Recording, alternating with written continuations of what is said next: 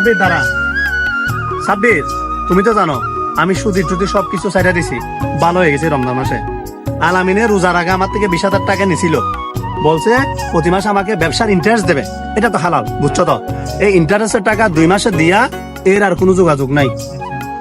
এই গত রোজা যাইয়া আর এক রোজা আইছে, এর মধ্যে সে বিকাশের মাধ্যমে 2 বার দিছে, তাও বিকাশের 1020 টাকা একটা খরচ আছে না, এটা আমার দেয় নাই। এটা সহ প্রায় 3,000 টাকা দিকে জমছে। এদিকে আমার ইন্টারেস্টের টাকা অনেক জমছে, এখনো দেয় নাই।